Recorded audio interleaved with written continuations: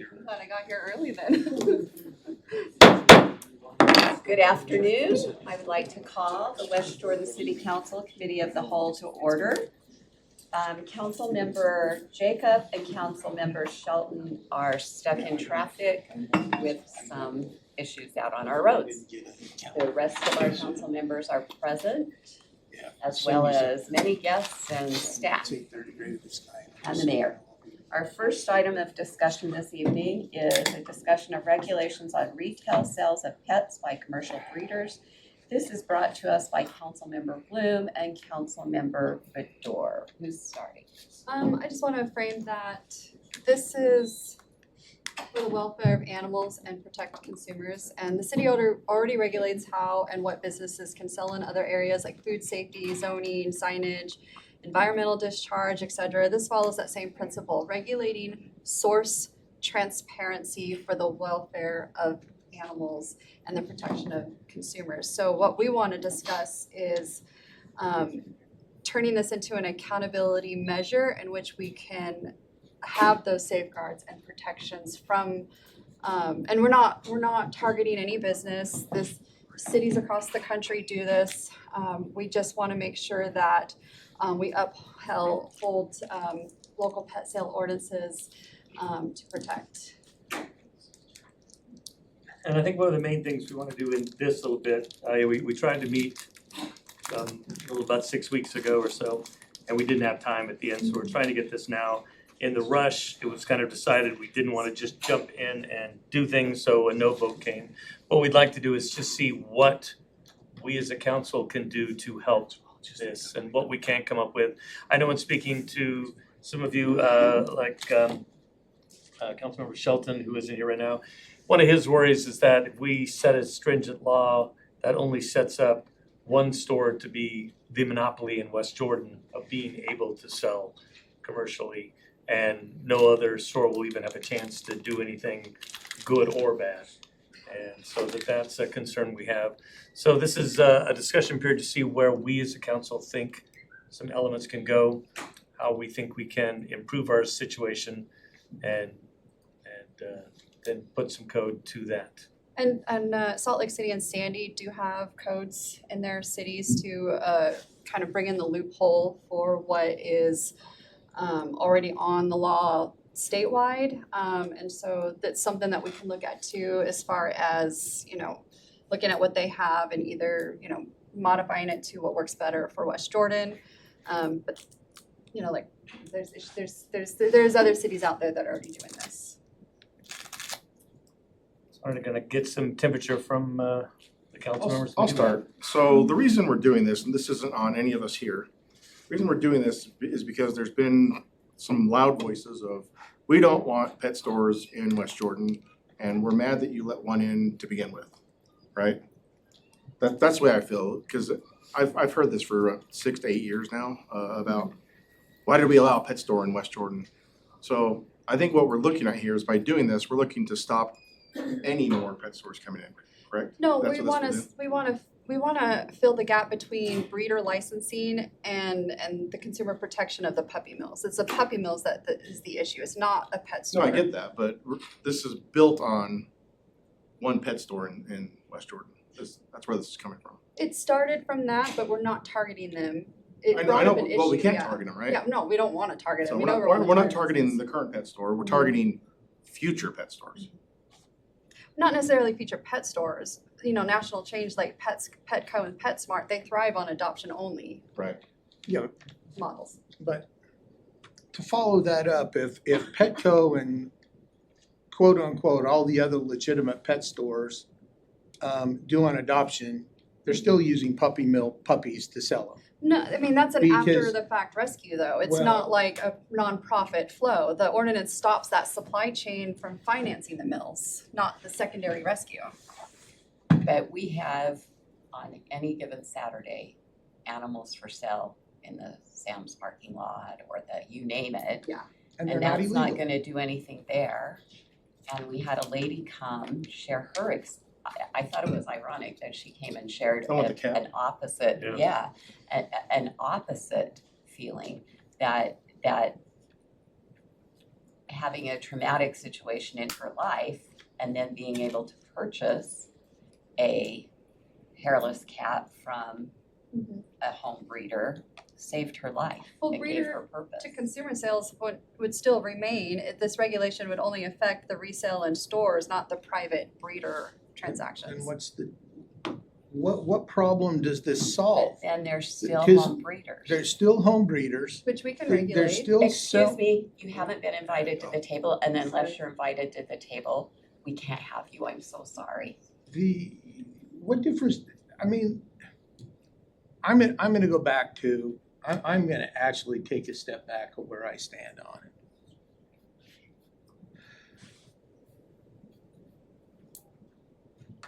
Retail establishments can operate in West Jordan City.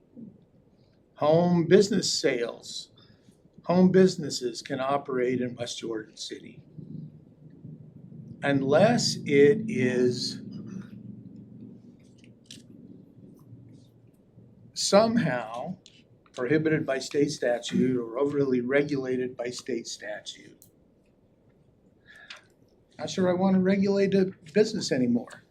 But this isn't, for example, like this isn't telling a bakery they can't sell cakes. It's requiring that the ingredients are safe and ethically sourced. But okay, but so if we do that with the dogs, Yeah, then the next thing we're gonna target is Panaderia, Alice's Panaderia down there because we say, oh, we don't like where you're buying we don't like where you're sourcing your flour. And we go to the Pizza Hut next door and say, we don't like it because you're not buying ethically harvested pepperoni. And we don't like McDonald's because they're using beef tallow to fry the fries in, or whatever the heck it may be. This is the slippery slope that's regulating businesses that are operating legally. but municipalities have regulated health, safety, and welfare of residents, and courts have repeatedly upheld the local pet sale ordinances across the US on those grounds. They're not restricting the commerce. They can still sell, they can still host adoptions. We're just trying to protect If they're still, the puppy mills. if this is that bad, why aren't they not selling? Because the consumer outcry and capitalism should solve the problem. Just like cigarettes and alcohol. I mean, people are still gonna buy them one way or another, even underage. We're just trying to have another avenue of But protecting where some of these animals are coming from into our city. Yeah, we're trying to do something with the business that, I mean, it wasn't too long ago on this council, I sat here and we took off the prohibition of having tattoo parlors in this city. Because somebody decades ago had said, Attract those people. we don't want to attract that. We don't want to be involved in that. We don't want that kind of business as our city. All we're doing is going back to that and saying, we don't want this kind of business in our city. This intent isn't to limit commerce. This is to ensure that we have the transparency and protection for both the consumers and the animals consistent with existing municipal authority. At the store that is available where they do sell animals, can you not get that information from them? No, when my daughter was conned in her animal and her toy chihuahua that is now almost 7 pounds, we did not get the appropriate information of where she came from. Oh, We you bought couldn't get it. you bought a dog from that store? I didn't, my daughter did. What we're talking about how many dogs does that store sell a year? 5 a month? We're talking Probably more. about regulating, It's probably more than 5. Yeah. Probably more than Hey, that. one thing, let me ask you this, Kelvin. Why do we have health code check out? You mentioned a bunch of restaurants and the unethical pepperoni in this. Why do we have health code go check them have out? health- Why? the health code doesn't check out. Just answer my question, why? To protect the health of the person who eats the food. Okay? So why aren't we, in animals, why aren't we making sure that there's health there? That the animals that are being, I think you're comparing apples to oranges. you think that because you're not winning the argument? No, Yeah? I think that No, because why it's- wouldn't we make sure what someone's selling, if they're saying that it's purebred, it's this and that, it's healthy, it's that it's all there? That's a different argument than the puppy mill. What you're talking about, if they're saying that the dog is a purebred and it's not, that's consumer fraud. That's Okay, different. well then, That's what the part of reason the- behind, the reason That's behind this different than conversation, the reason behind this conversation was to see what we're willing to talk about. You don't wanna talk about not letting any pet sales, but what if we're here looking at fraud What if and where we- these animals are coming Doesn't, from? doesn't the current consumer fraud statute of the state protect that? No, it Why not? actually, that's where the local municipalities are doing these ordinances to fill in that gap to protect. So we have the See, documentation and the I paperwork. would disagree because municipalities can't fill in holes with the Utah code and criminal fraud. That's exactly what is going on here. The state has something on there, but it's not enough to protect where these animals are coming from. And if it's not what statute isn't enough I can in the tell you. criminal code? We gotta be talking Title 76. I have it written down in here. Hold on. I would argue that the criminal code with criminal fraud and the intent to deceive is, and if something pans out that it's not true, there's always the civil remedy. While there's a pause, Councilmember Jacob joined us at 4:06. Hi, Zach. So I didn't realize all the police officers in the state were in our community room apparently, so when I see why the traffic was backed up for that accident over on 78, because, all the police officers were here apparently, so The highway patrol. Sorry. there were a lot of our guys Are there too. others? Yeah. I saw highway patrol, I thought, we're either gonna be really safe or something bad's going on in there. But is that an avenue you're willing for us to look into? No, because I think state preempts criminal charges there. So I don't even need to look into it then, because you wouldn't Well, even I'm be just interested in saying- looking I'm in? just- I'm just asking you Here a it goes. question. The state licensing applies to the breeders and not the resellers, and that's where the gap is. Okay, but if the breeder is licensed, then what you're trying to attack now is a license. How many licensed breeders sell to the puppy mill? If they're all licensed, then they comply with state statute. No? It's 4:12 and Councilmember Shelton has joined us. I can see where you're going, Bob, but I just don't see why we wanna get in the business of regulating. Cause at the end of the day, what we're talking about is regulating the source of a good that's being sold out of a store, correct? Yeah, just like we would with the health code violation. No, the health code does not look at the source of the food that they sell. They look on how it's sold or how it's prepared, those kind of things. The health department doesn't go look to see, oh, I bought the pepperoni at the pizza from an ethical pig breeder or not. But if they know it's coming from a bad one, But what's a bad one? As long as the product meets the USDA requirement, or the FDA requirement, and it's bought and sold, it's legit. and what if the dogs aren't meeting the equivalent of the USDA? I would argue that's up to the Department of Agriculture because an unlicensed breeder is selling the dog. And if the breeder is supposed to be licensed, then that's the Department of Agriculture that enforces, because it was in 53, sounds like the licensing of breeders, seems like that's the agricultural code. Seems to me that then if the store is buying something from an unlicensed breeder, then that's on the breeder and the US Department of Agriculture. Any That's thoughts not from us that anybody else? enforces that. I have a question. Huh. Like, the health department is under the county. So, That again goes May to the not have a- breeders and not the resellers. I just brought that up as an example. do they regulate breeders? Does it, I mean, if we're comparing pizza shops to puppy stores, to me, the health department, when I'm at work, I have to have my licensed to serve food. Because, and the health department comes in and regulates what we're doing. So do they, it seems like it's a county level that should be, if it's a health issue that we're concerned about, it's a county level that we need to have, ensure that they're doing whatever they're supposed to do with breeders. That's not, so consumer trust and animal welfare are public interest, and it's not happening in the municipality levels because they're just focused on the breeders and not the resellers. So much like truth in labeling laws, without this oversight, the market's not gonna self-correct because the sourcing is not regulated municipality-wise. So places that use these puppy mills are getting away with it.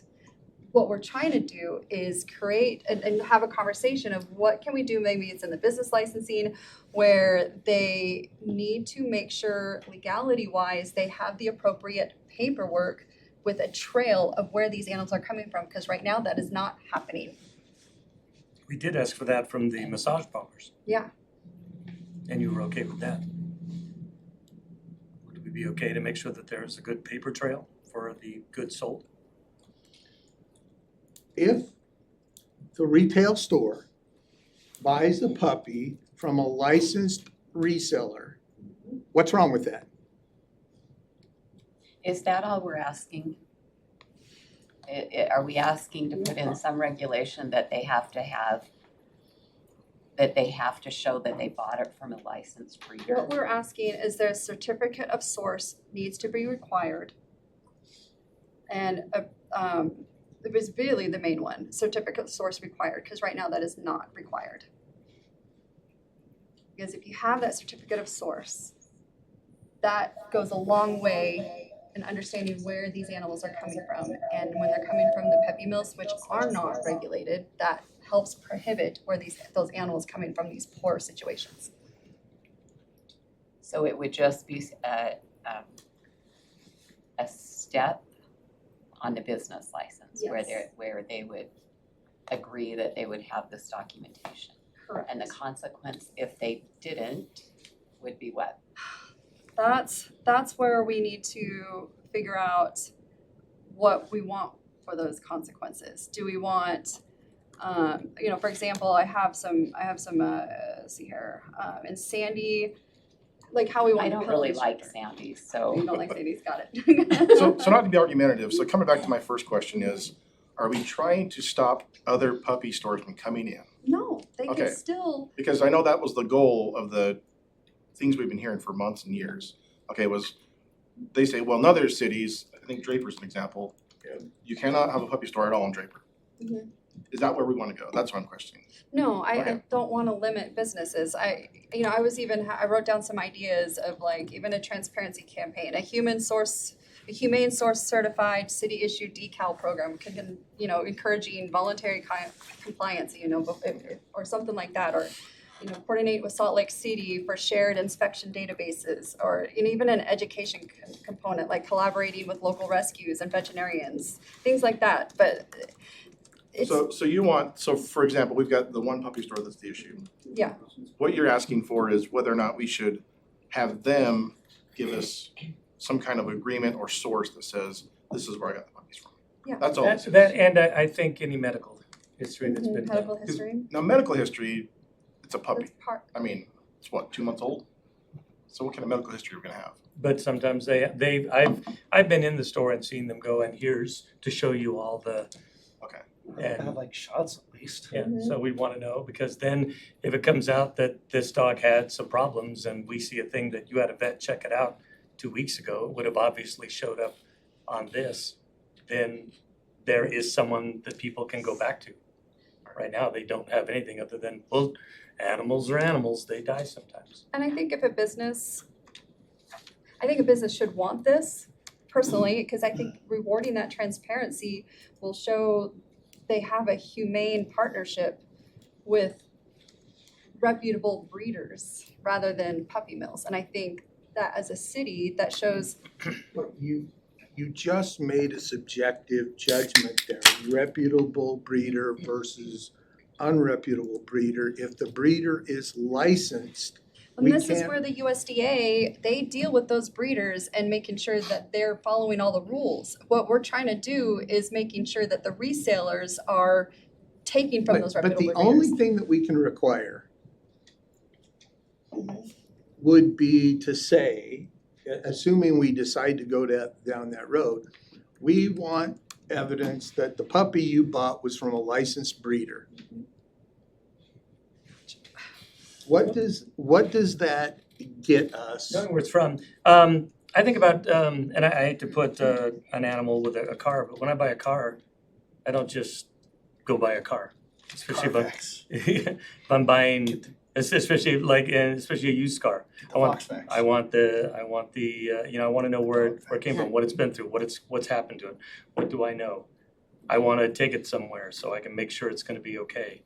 I don't just buy a car. I do my research into the car. These people, hopefully, if they're going to buy an animal and spend thousands of dollars on an animal, will see, where did this come from? Let me go look up that farm. You know, where this dog came from. Let me see what I can find out about them.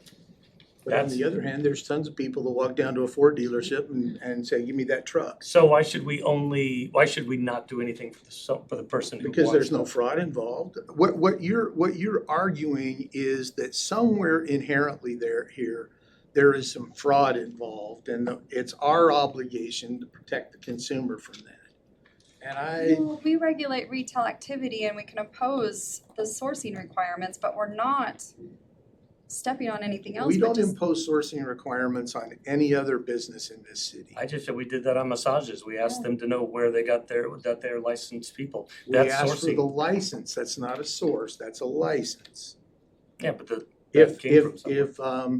if the health department goes in and inspects Pizza Hut, they say, where did you buy your pepperoni? And they'll say, I got it from Cisco.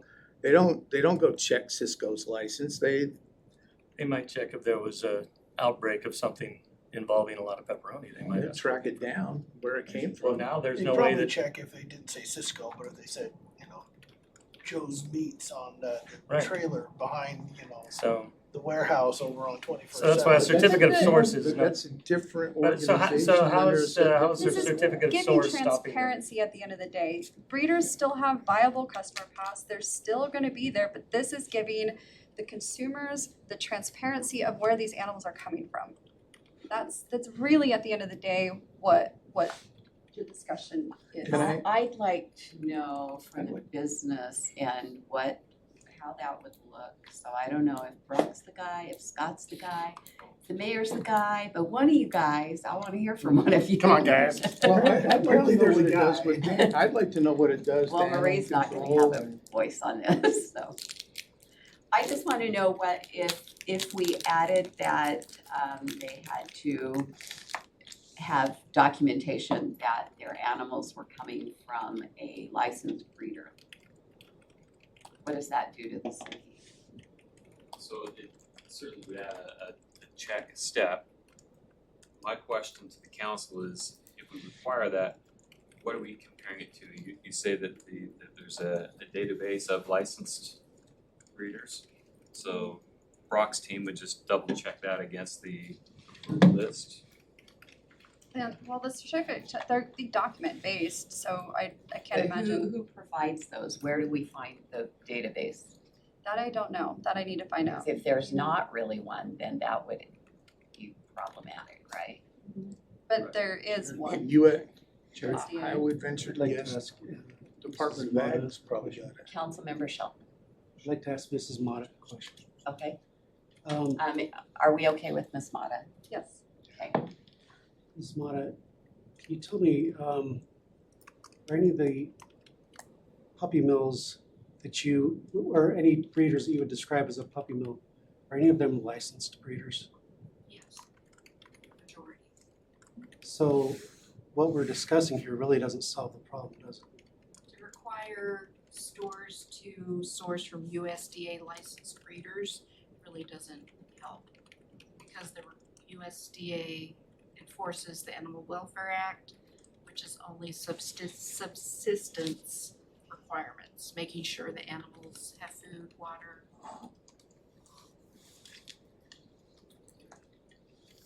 Thank you. I feel like if we wanted this to have any real teeth, we need to follow Sandy City's model. I know you don't like that. Sandy City's model prohibits resale of dogs bred for sale. And that would create a model that would really prevent puppy mill puppies from being brought through our city. I'm not suggesting that that's where the council definitely needs to go or anything, but I'm just suggesting that if we want what we're doing to have real meat, real substance, that's the direction Sandy went, that's the direction Salt Lake City went, and that's probably what we should do as well, if we're So- really intent on making a difference. There's our dogs, cats, rabbits. So what we need Screw to the find the ants. solution for is addressing the demand side of the puppy mill pipeline, and that's the ultimate question. And right now, the demand side is that one store in West Jordan, so that's why I brought it up again. Are we trying to, with what he's talking about with Sandy, that will stop any more from coming to West Jordan?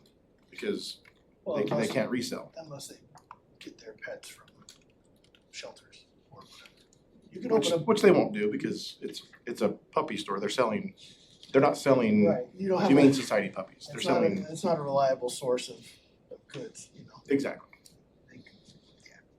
So that's why I come back to the question asking the council, do we not want any more puppy, cat, rabbit stores just like Sandy to come to West Jordan? Or are we just looking to make sure that they're healthy? What are we looking to do with this? Well, that was the reason for bringing it to the council to see where we all want to go. Because you're asking the question we started with. The biggest concern I have with this is we effectively create a monopoly in West Jordan City if we pass this. At the same time, I'm not necessarily against it. I think that we need to protect the animals and the consumer. And I'm not overly concerned about a monopoly, because I mean, technically, I guess they kind of have one right now, because they're the only one, but It's not PetSmart or government sanctioned. Petco does they do the adoption events, so Yeah, there's but other that's options. different. Right, but you That's can different. still get an animal from them that is going to have issues, right? So if our concern is to get animals that aren't going to have issues for the customer, It's not necessarily, Problem obviously, solved. you have a chance of having an animal with issues, but if you have the paperwork to understand what those issues potentially could be or what they were, you have a paper trail.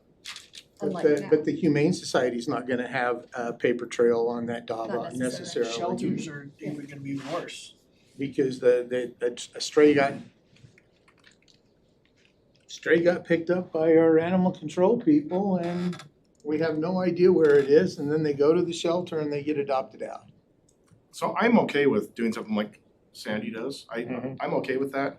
I just don't think it solves the problem of the current puppy store Yeah. issues. Well, And the I'm- current puppy stores can be grandfathered into almost anything. Well, I know that, but I'm saying what we're talking about tonight doesn't change what's happening with that store and what kind of puppies they're selling. I mean, Same it's thing. not a total solution, but it is a tangible local step. I think it does do something. It does say It that sends a we're. message. Yeah, it sends a It message. stops other. But if you ask for a piece of paper, who knows where the breeders are licensed at? But if you ask for a piece of paper, they can put whatever they want on the piece of paper and it says it came from Joe Blow and here's the dog's history. Well, and Now if you're they just- now falsify, you're that's a talking crime fraud. prosecutable offense, and then they can lose their business license. That's a But who's prosecutable gonna offense. investigate that? Yeah, Is the city gonna put that, are we gonna hire another code enforcement officer to be the puppy source tracer? I would call the animal control or code Skip compliance. tracer. no, because skip tracer business puppy? licenses fall under Brock. This isn't an animal control issue. I'm good with this, Sandy, I think, because I do think it does send a message that we don't want this, and if it is just the one, then we do have plenty of people, Amy and others who have protested that store and let people know and tried to let consumers know. But if we send a message that this business is not wanted, what business is next that we're gonna send a message to? I don't know, we'll find out. That's, But The next group of people come in and say, hey, I you mean, know what? Sandy sent the message and it hasn't been an issue. yeah, I don't see, Draper that- sent the issue. don't see that it's been a big outcry, so. But each policy, I mean, it is individually scoped with each policy that we do have, and this one is a very specific one to the reselling of live animals. It's not, I don't know, it's a Very step in the right specific. direction. I'm just saying Sandy's ordinance doesn't stop the reselling issue that you're talking about as well, so. They're still gonna get their puppies from whatever source they're getting it from. my main issue is it's guilty until proven innocent. It's requiring a specific, it's the same reason I was opposed to the massage thing. You're putting in requirements for a specific type of business that other types of businesses don't have to adhere to. That unfairly single out specific businesses. That's just the way I see it, and I see it a little And we- differently. we may, and that's fine, and we may do that anyway with other businesses, that may be a thing that happens. I don't know if it is or not, but I think for me to be ideologically consistent for my own cognitive dissonance, I just don't see requiring a business to prove that they're not breaking a law is Why do we have a driver's little license? too far. Why do you have a driver's license? State tells me I have to have one. Because it's saying you're guilty until proven No, innocent. the state grants you a license for the ability to drive, and you have to carry that license that you've been granted to prove that you're operating the vehicle legally. There are things like this that we do all the time. I That's- think, Yeah, I there think probably that are, you're probably right. the point is that the problem in pet sales is systemic. And so the presumption of guilt of we're selling puppies from a puppy mill. I think one can presume that if you're selling puppies that have been bred for sale, that they're from a puppy mill. But I wouldn't, but that, So we're automatically presuming somebody's guilty because they sold a dog to a puppy store. I don't wanna go down well, that road. there's no, there. how do We're we- making a big presumption, and if there's consumer fraud involved, we can use the consumer We've fraud. circled around, therefore, that are interested in the Sandy thing, to at least put that up for. I would be interested in the Sandy City. No, we got Because- 4 interested in that, we can So move you're on. for That- our that would Councilmember prohibit- Bloom, Councilmember Shelton, Councilmember Lamb, and Councilmember Bador.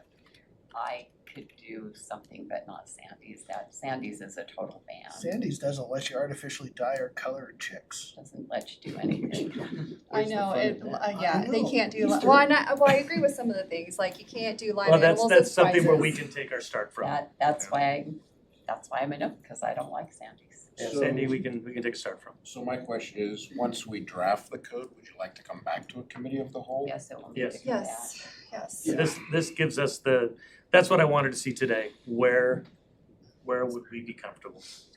And at some point, we need to figure out where this database might be of breeders. Yeah, Sure. we need to But figure that that's, one out. once again, that's a separate thing. We're just discussing. Yep. Stopping new stores coming in. We don't need to worry about a The database. ordinance It's that you Sandy's wanna do model. with Sandy bans the store. Exactly. It doesn't stop the Doesn't reselling. deal with the licensed breeder, We unlicensed. do have the certificate of source required Yep. with Sandy. Yeah, but that wouldn't, Pet stores would allowed that to go against sell. the current pet store? We It know, will be coming back to us. Are we okay to move on? So can I just clarify, Yes, Josh. what we're bringing back is the Sandy ordinance then? might be We some wanna changes, start we'll with talk. that, but I don't think we wanna fully copy that. We wanna start with that basis and build on But that. but what works you're better for us, right? expecting to come back is the Sandy ordinance, and then Are- you'll talk about it at that point to decide what to remove. We may talk to you Council, before. are we comfortable having Mr. Chandler work with Councilmember Bloom and Bedore on what they bring back? Can I, just for a little bit of Are we clarity, okay with that? what I heard the 4 vote was to model the Sandy ordinance. So are the 4 of you good with? That's why I'm asking okay. if they're okay. Yeah. And so far I'm up to 3. Yes. Yes, go yes, ahead. Councilmember Shelton, they're all okay if Councilmember Bloom and Councilmember Bador kind of work with them on Great. that. Thank Okay. you guys, I appreciate it, and thank you, Kelvin, for pushing back, that's needed to make it better. All right, we're going to move on to our next agenda item, which is a discussion on Wagstaff investments, future land use map and rezone for property located at 6205 West, 9000 South. I have Mr. Brent Nell. Right. Go ahead and join us at the table. Come on down. And staff will be Mr. Handless. Mr. Nell, you're up first. Present what you'd like to present to us. Is there a picture? It's worth 1,000 words. I don't know, whichever one you guys Is want. there a map? There is. There is a map. I'll go ahead. How's that? Alright, so this is a request to amend the future land use map from low density residential to neighborhood commercial. And also to rezone the property from R110 zoning conditions, ZC to an SC1. So today we're just looking for input as to whether or not you feel that the rezoning and future land use map amendment is appropriate for this property. It's located, the Runwood Park is just up there on the right side. In other words, site. The 90th It's South, part of the Golden Triangle. Come on, Ray, just say it. it's the Golden Triangle. Residents are adamantly opposed. I've had multiple reach out and I'm not convinced it's a great spot for commercial. And they're their own little piece, so and what is in the packet doesn't tell me what kind of commercial. Just says commercial, so I'll walk. So this is the future land use map. It calls for residential. Yeah. Low density residential on the side. And 110. the request, current this is the R110. reason for the request is to develop the property as commercial. So this is just a concept plan showing what is, how it might develop out.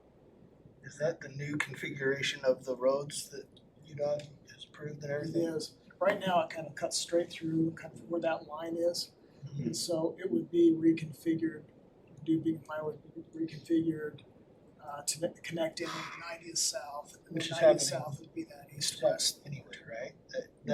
That reconfiguration is happening regardless of this application, right? correct.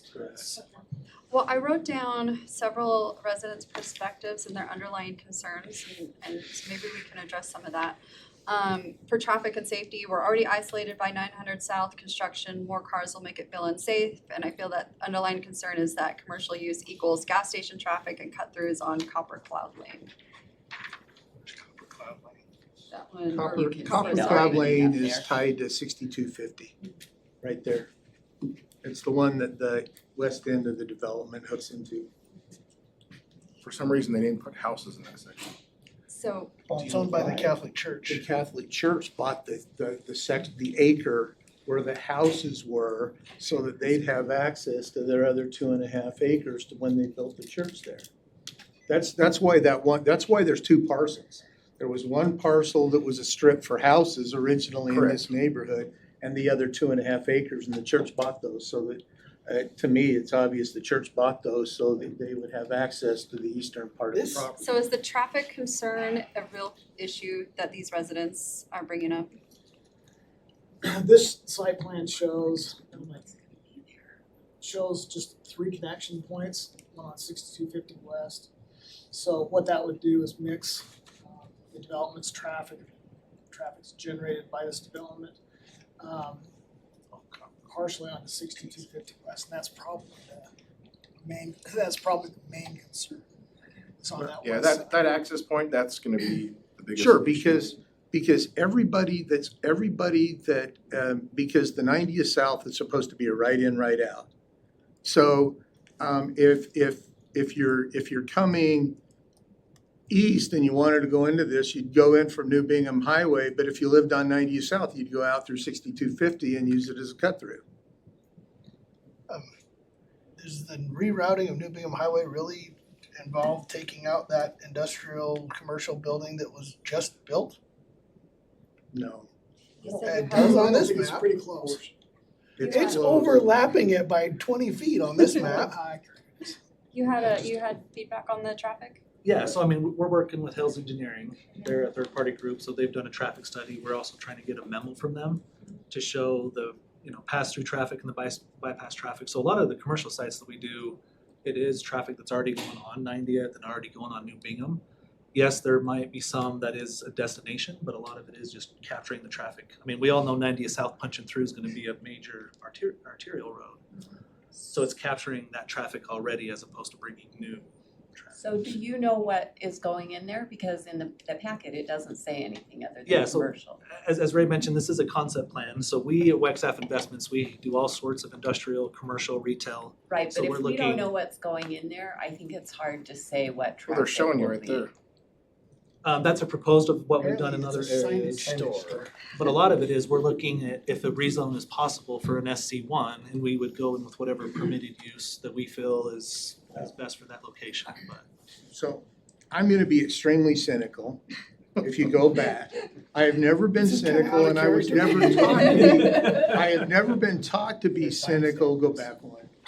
I've never been taught to be cynical in my entire life working in the intelligence community. But when I see a concept plan that says, has a big holiday logo on it, it's gonna be a Holiday Oil.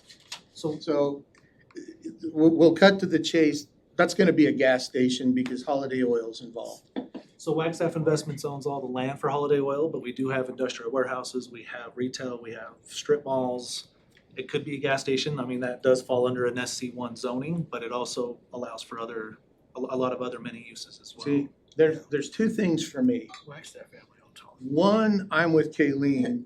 There's a whole lot of people back here that don't want it in their neighborhood. Two, if you look at that map and you look at the future land use map and the colors, yellow makes the consistent sense to keep it residential. And three, nothing I have heard so far, and I'm gonna go back to our ordinance and to our general plan. And the general plan and the future land use map are presumed to be accurate unless there's been a substantial change.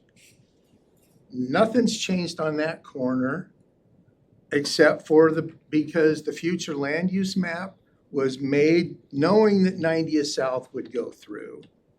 And so just to say, well, we want to, and the other thing that bothered me, and I will throw this on the table, is when somebody comes to me and says, there isn't much commercial space between Mountain View and U-111, I'm gonna call BS. Because the whole south side of 90th South between 64th West and U-111 is zoned to allow commercial. The northeast corner of 90th South and U-111 has 30 acres of commercial. Across the road, there's commercial, and we're looking at more commercial on U-111. There's plenty of commercial lots here, so it bothers me when somebody says there's no commercial spaces between Mountain View and U-111, because there are. And the fact of the matter is that when you look at that map and you look at the way the streets are designed and everything, residential makes sense. And I would say residential belongs there. And then the last thing, and I'll shut up, is when you look at all the concept plans, it becomes 3.5 acres of concrete. No detention pond, no anything. It's 3.5 acres of concrete. And I'm not gonna put 3.5 acres of concrete with potential of a 24-hour store in these neighbors' backyards. I refuse to do that. And then can I say something to that? So I mean, we follow all the city guidelines and ordinances for whatever the landscape requirements are. I mean, so it could be underground retention ponds, or if it is an open swell for retention, everything would be based off of the code. I mean, we just can't do, of course, we can't do what we want, so we follow the landscaping plan and trees, shrubbery, grass if that's needed, but any type of commercial real estate we've done, it's always based off of the city's landscaping ordinance. Councilmember Lamb. All right, I'm not gonna be cynical. What are you gonna be? I'll be cyclical. Let's see, we have Say the same thing cynical, over and over again. sleepy, So I'm don't- gonna go back to Zach, being the elder city council member that's been here for the longest. No one's older than me. What is the thing that we've always said about that pie right there? What do we always say about those homes? Should have never been built. Should have never been built. So that tells me right there that we cannot put residential in that little corner right there. It's gotta be something else. But those Hold on, homes are I know already there's, there. I know there's already, but those homes are already there. So what I'm saying is, if we put homes in this little corner right now and don't change it to commercial, we're going against everything we've said for the past 8 years that we should have never put homes there. So my thing is, who wants to build their homes next to a corner highway with traffic? Nobody. So Well, this we've gotta look at something commercial that works. I am a little bit concerned because I think you need space on 90th away from the road. You need space from from New Bingham across from the road. And I will not, if I do approve commercial, I will not allow something to go into the neighborhood, because if I live in the neighborhood, I don't want people driving in my neighborhood from the commercial. But I think if we address these underlying concerns, I don't think you want houses there. well, no, I'm not saying house, I'm saying, underlying concerns about the traffic, underlying concerns about visual clutter, lighting, perceived downgrade of their property values. I wanna make sure that we are telling the whole story and seeing all sides of the picture, so that way we can make the best decision for the residents and the city in that spot. And so the concerns over traffic, the concerns over the clutter and the busyness right there, that's what I wanna get down to, so we know if we need to move forward or which direction we need to forward with. Why does the Catholic diocese not want to put a church there? It's a perfect location for a church. Is it? I think it is. It's only three, increased. it's I think only, church would be it's ideal. only 3 acres, and so a decent sized church probably gonna take 5 or 6 acres, really. That's too small. I'd say it's But- probably too small for a church. They don't want to build one, or you can't force them to, right? I mean, we've worked with Joe Calissimo, and I mean, Cam, he's also with Wagstaff. Joe Calissimo is a representative for the Catholic property. We all He know told Joe. us that they at one point had intentions to build a church, but they are looking for land elsewhere, and that's what they're trying to do, is a 1031 out of this into another piece of property. If you're with Wagstaff, go Yes. ahead. They found another property, so they are not building a church. Do they wanna do a funeral home?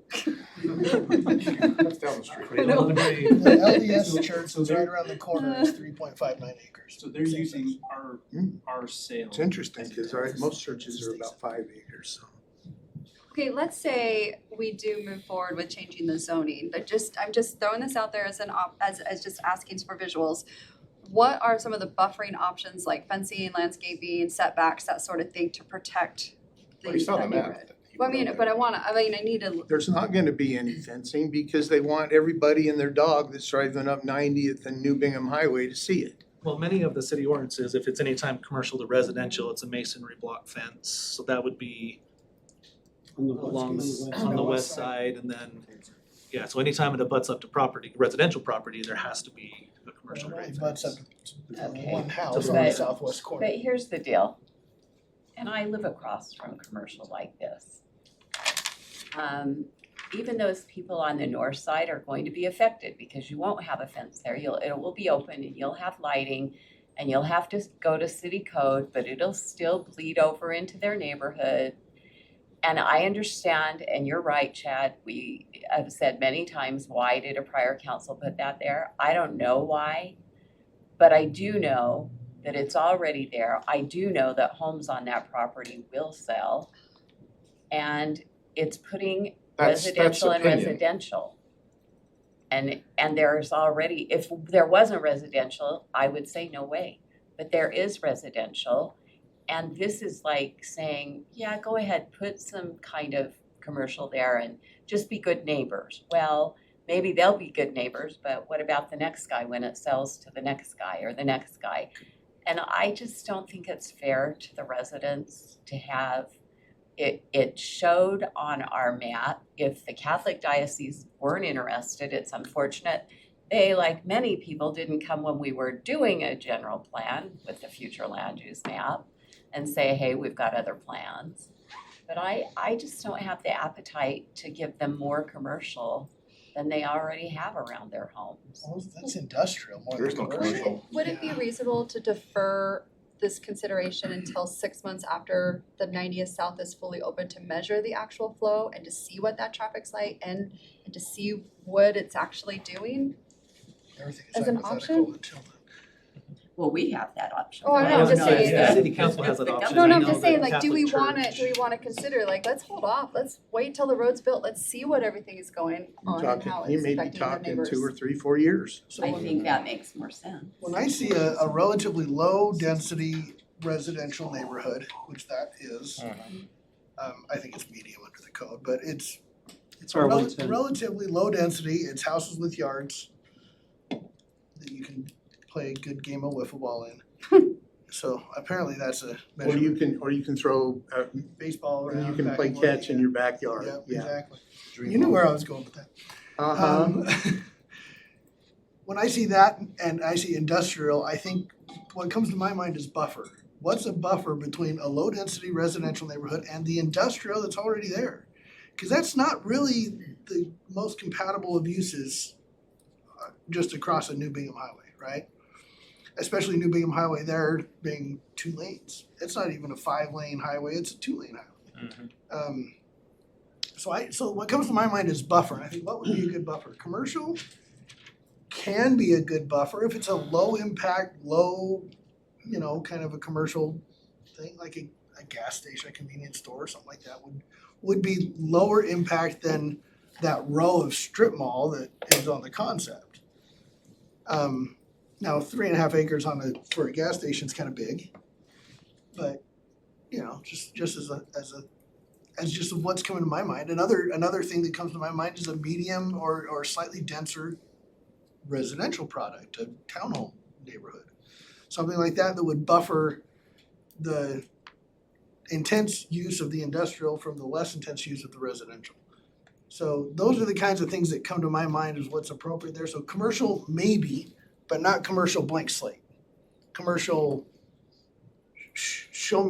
bring me something so I can, because blank slate commercial, I can't tell you what the impact is gonna be on the neighborhood, much like Quinn said. But you were, I talked to was that you I talked to yesterday? I talked to her for about half an hour yesterday. My apologies. My sympathies. Yeah. Anyway, if it were, I may not be against the low impact commercial if it were, I'll give you the hypothetical that we talked about yesterday that could work, would be something more along the lines of that little commercial strip out in front of the South Jordan City Hall, that they've got that little strip mall that's got all the trees and the half dozen stores with the Menchie's and the Used to have a cupcake store in there. the cupcake store, whatever they have a had in there. Fly store. And if it was something like that that would attract a little bit of commercial, but would increase and enhance the walkability of this neighborhood, I would say, and then I'd say the neighbors may not oppose it as much because it's shops that they would visit, or it would be convenience if it was a dry cleaner, a bakery, a pizza store, an ice cream store. It comes back to pizza store, Bob. Ice cream store, those kind of things. If that were in there, maybe I could justify that working with the neighbors, but I'm agreeing with Zach. If it's a blank slate, we just want SC1 and then we want to see what we want to put on it, oh, hell no. Well, I think that's what the purpose of the SC1 is for, though, because it's a little less than an SC2, The gas and of stations can course- be on there, and I don't want to punish the neighbors for having something that's open 24 hours a day. Or even way late at night, I'm not too worried about that. It's not like people seek out. No, I do You like know, the idea of gas a stations neighborhood and free, serving yeah. type addition type thing. And if it were mixed use, maybe it's a mixed use vertical thing that's Our got. holiday oil closes at Buffer it over here with some trees. Is ours supposed to, Does that one on? The Maverick doesn't. Holiday does. Well, it's a good thing the Maverick doesn't close at 11 Let's unless make you it a stop nice by situation. after council meetings. This is such a good one. I Okay, know, I agree, I so agree that. So, I mean, of course, we, as an investment group, we need to do what's the best ROI. I mean, we can't just spend $4 million on this piece of ground and put up one little building. Cause that makes no sense. No developer's gonna do that. So that's why we would have to come in with what we feel is the best use in that SC1 permitted zoning. And that's working through the city, and whether it is strip malls or mini flex, which is like a strip mall with some additional uses, or a I gas know. station, or any other kind of quick serve retail spot. I just wanna It's make any of sure that those. the fiscal motives are still keeping in line with the quality of life protections. I think that's where the balance What needs about to a be. swig? It's a big, you only need 3.5 a shipping acres is a container big for that. spot for, I mean, they have a lot of Swig traffic, and a so. coffee shop. Are there 4 council members that are okay saying, sure, have SC1 on this site?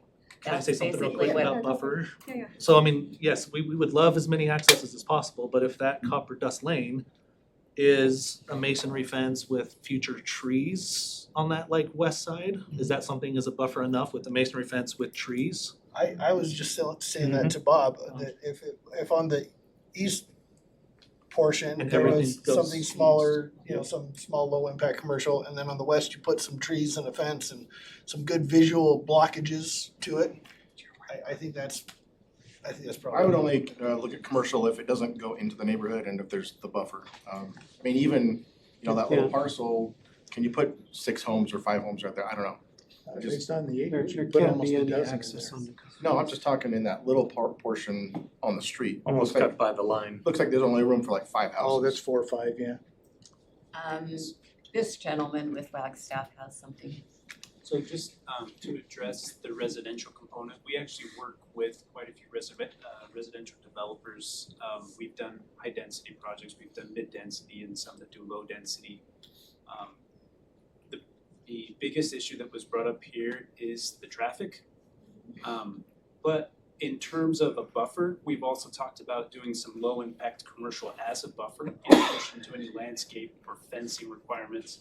We've worked in cities that have had us build giant fences, which we're happy to do. We just want the residents to be happy. We want them to come to our store, and actually everyone complains on the front end, and then once it's built, they're all over getting their Slurpees and their slushies. So that's kind of what we've seen, but in general, we want to do what's best for the town, but we also have to consider the site plan being 3 acres. The station would only take about 2.5, if I'm not mistaken, right? If it's a gas station, 2.5. So we have some land available for a buffer. We can do a dog park.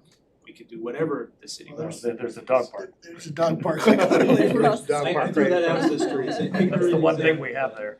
I mean, there's a lot of things that we can do to create a good transition, and we're happy to do any of those things. So it sounds like it is a Yeah, gas yeah. station that Oh, you're I got a looking at. softball Is diamond. that correct?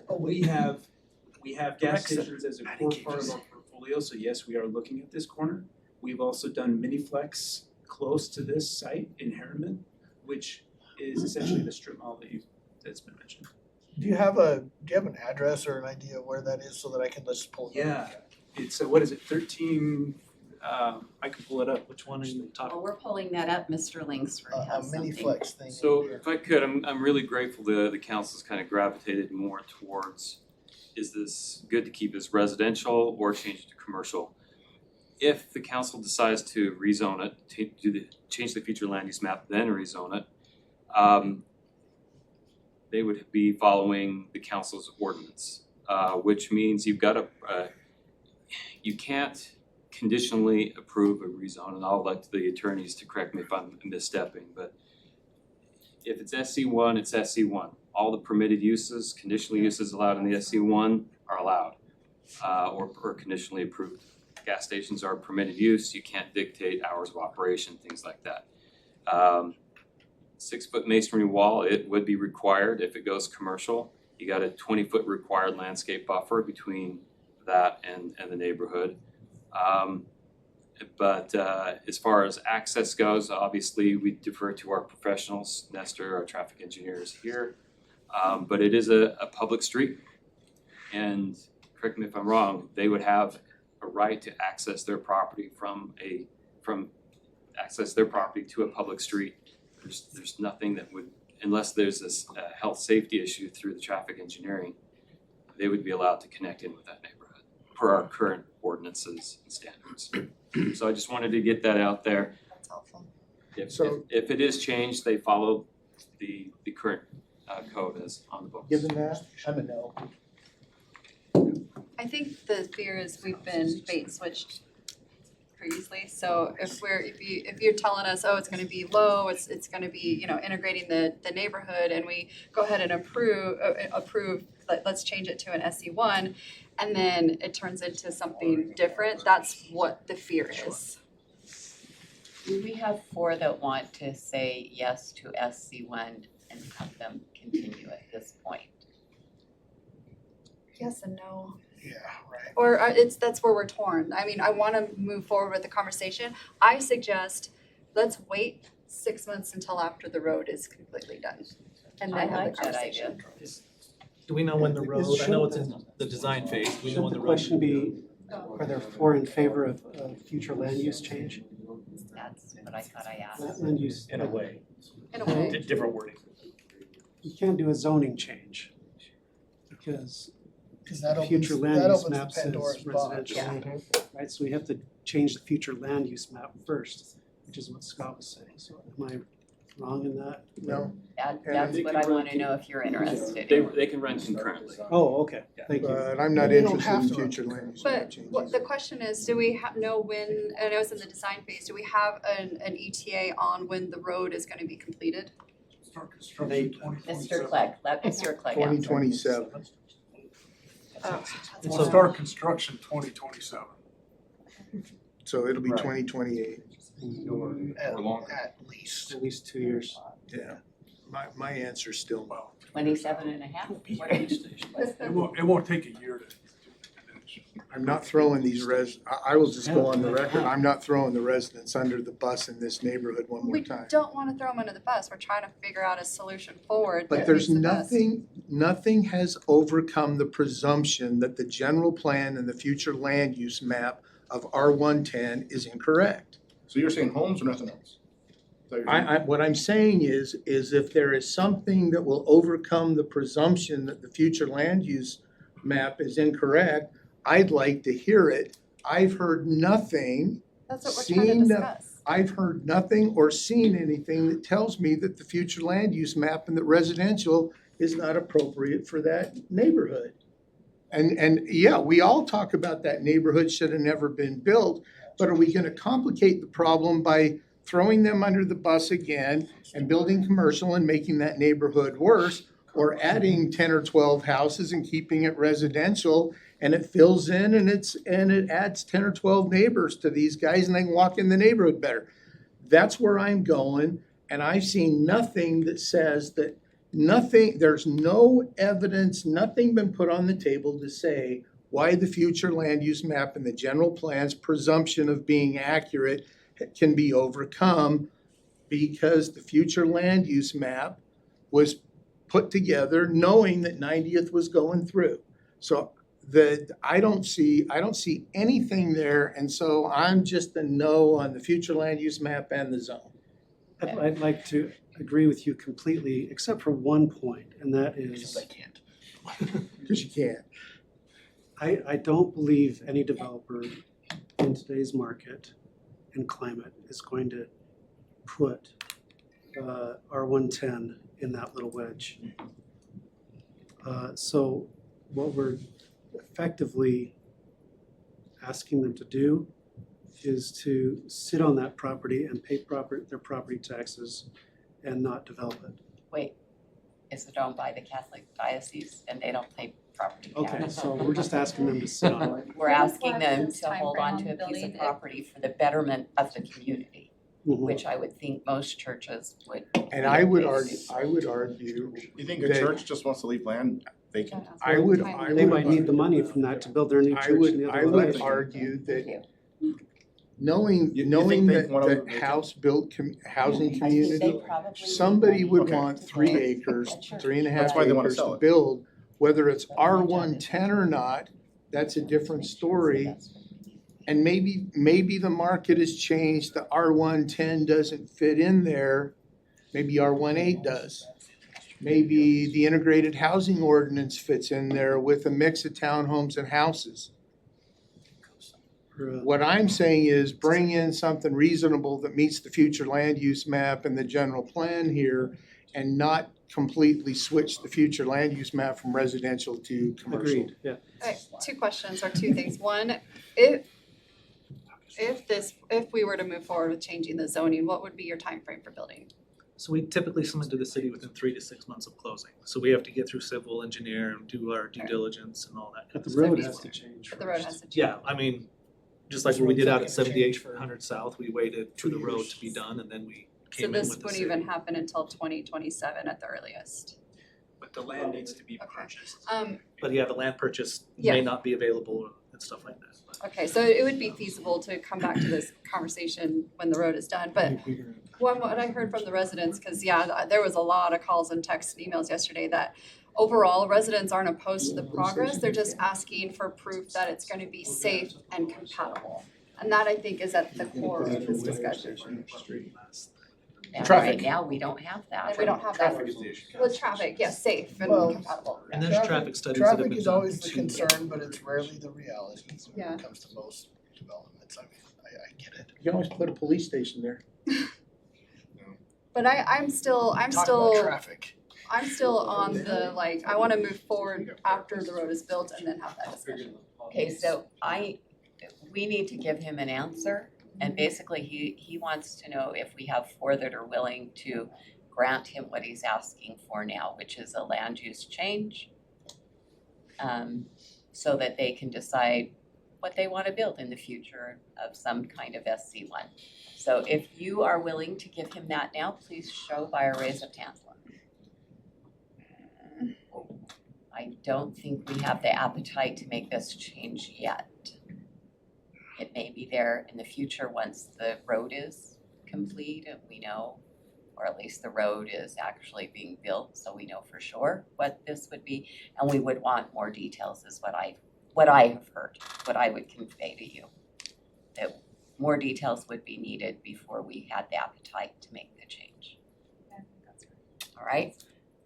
Well, and as a developer, that Thank you. takes a lot of financial costs up front for plans and stuff like that. So that's why we came in with the That's concept why plan. we give you a work meeting, so you don't have to expend funds and you know how we feel. That's exactly But right. it's not out of the question down the road for sure, but it's definitely, Yeah, the devil's in the details on this one. yeah. So the preference is high density then on just, No, No, it's not preference, it's No. preference is details, which I think is gonna come with time. the preference is something that will go better with the neighborhood and that the neighbors will feel that it's a good mix for their It community. depends on how you define high density. And If you that, define it according to our code, maybe. But if you define it according to what people think when they hear high density, no, that's not what that's not. but that's the same thing, right? So No, that's- it's not the same What we're thing. asking is residential or commercial, that's my question. Right. You brought up density. So we, if the current zone is left in place, we're talking 3 to 5 homes, is Yeah, that? it's R110, yeah. But I don't think, No. I don't think a denser R110, you can residential get more than product 3 to is 5 out of the question. But when you say high density, what people hear is, oh, a 40-story apartment building or a 4-story apartment building or dense apartment buildings. That's what people hear, but also townhomes are high density under the code, but that's not what people hear when you say high density. When I say high density, and I've been trying to get us to fix that, but line it up with expectations, but it just doesn't happen. and it might behoove you to have a neighborhood meeting. A neighbor to what, sorry? Neighborhood Oh, neighborhood meeting. meeting, okay. So, all right, well, we are Councilmember going to Shelton. move on. Thank you for your time. Okay, thank you. Gas station. Oh, there you are in the corner. The next item on our agenda is an update to the West Jordan Public Improvement Standards Confession at 245 pages. I didn't get that read. Good, I'm glad you did. The first tenant said, I'm never gonna. Hey Greg, let's just say we finish do and tonight, so I'm going don't. to bed. Let's just say you're good. So give me the Just explain it, details, I can Mr. go through this Davenport. really quick. Let me do this anyway. You don't need to do it quick. Tell me what those 245 pages said. 245 pages in 8 words or less. So out of the 245 pages for the new that we're talking about, I would say 70% of that are drawings. You know, things that a contractor would use. Not that an So I engineer could would use. hand this to my grandkids and they could color it too. They could color it. I like pictures. Sounds like you should have given us paper copies. We could have put them to good use. My grandkid Right. isn't up to coloring yet. I wish I could get these to stand up, right? I really can't. These are the current standards that are adopted by the city, right? So if you're a developer and you had to work in the city of West Jordan, this is what you would use for right now for water, sewer, With our old logo. and road, right? emblem That's thing. because they're so old, I right? haven't updated them in a minute. Most of these were adopted from 2004 all the way to, if you see, the 2008 and 2007. Just a couple of fun facts for 2007. That's when they released the first iPhone. That's when Google released Street View. There were 2 new words introduced into the English language, hashtag and tweet that year, right? That's how old some of this stuff is. Why don't we just wait another couple of years and then we can say it's celebrated, it's 2-decade-old. So what I'm really hoping to do is to take all of this and condense it down into something that looks like this. You got it sold. Right, so that's what I'm really trying to do. I got Next. I bet you could fit it onto a thumb drive. Oh, yeah. But the more importantly for the fun for this, right, is that if you were an engineer and you had to work in the city of West Jordan and you had to read all this, you would just skip it. And you would just give us what you give everybody else, and the city staff would go through the first 2 or 3 red lines just explaining to you what city code is. So I'm trying to simplify it so if an engineer or someone had to submit something to the city, they could read it in a half an hour or less and know what they needed to do, and our first submittal is going to be good. So what did you do, just make the font smaller? Magnifying glass. I took out a lot of stuff, right? There's a little more that goes in this. This is a APWA standard book. Yeah, but That's old too, that said But 2017. everybody uses APWA. Correct, for almost every city in the valley, so they don't really have to learn this because they already know it. So what if instead of, once per decade update, is there any way to do like an annual engineering review? Yeah, That's a lot of work. That's I know it's a lot of that's a lot of work. Most, But if it's digitized and online and traceable, that would make it easier for that. maybe, but most standards for engineering are updated every 5 years. So if you look at Okay, oh, every 5 federal years, high- okay, that makes yeah, sense, okay. if you look at building code, international building code or the plumbing code, or if you look at federal highways manual, or even my stuff that I use every day, AWWA water, every 5 years is typically when they do that. So is this gonna be similar to the Salt Lake's online infrastructure? Okay, cool. That's kind of that's how I kind of got down to my lower. If you go to Salt Lake cities, they have a lot less. Some of the goals, right, when we did this is our standards really are really, really old. So we wanted to update that, but we wanted to simplify those standards so that more people could use them and understand them. We thought if it was a simpler standard that you would get through the process faster, and that getting through the process faster, it would cost less for developers. Would So this that's really also- Can I what just like a mention I regional- love goals A and A? A&A. Goals A and A. Oh, I yeah. think we should Will review this be like very a quick. regional That was coordination, like with the South Valley Water and Jordan Valley? Like, is this gonna be like a coordination with the regional? So, I'm gonna say something, and it may be true or may not be true. Cities and improvement districts copy from each other all the time. That's what I figured, but I didn't know if it was So gonna if you be. think that, if you Like think we would that- instruct our lawyer to copy Sandy City's If you- ordinance? Never happened. If you pulled up, Did you ever learn the CASE method? CASE stands for copy and steal everything. if you pull up Jordan Basin Sanitary Sewer District's new standards that they adopted last year, you're gonna find parts of West Jordan City Code in there. Yeah. If you pull up mine now, you'll probably find a little bit that matches with Jordan Basin. Now, they're still way too complicated for me. They have a lot of stuff in there that I think, yes, we would use if I really wanted to get difficult with developers, but this simple version, I think, covers 95% of all development that happens in West Jordan. The rest, they would need to come to you and ask for some sort of modification of design standard, right, to handle that other 5%. So they handle all these conditions that I don't know that we have to. That's why theirs is a little bit bigger than ours. And if it's not handled in ours, then we would make them comments and talk with you I about like it. that idea. If we can handle 96% of the work with something simple, and if something comes up out of the ordinary, then we deal with it, and we move on. Right. I'll give you an example of 10 pages that Jordan Valley has that I don't have. Pump stations. They have all this stuff on pump stations. Because we prohibit pump stations. I don't have to worry about that, right? So those are some of the reasons why. But if you look at what, We passed that if you look at this, I'm gonna guarantee you in mine, I have some of Salt Lake City, I have some of Sandy, I have some of Jordan Basin, right? And it's not exact word for word, right? But I've liked that they have addressed a topic that we don't address, right? Like, Yeah. I'll tell you one of the ones that Jordan Basin addresses that we don't in sewer. Jordan Basin addresses how to fill up or drain swimming pools, right? We don't have anything like that here, and so we're constantly, every year I have to answer questions that I'd really rather not.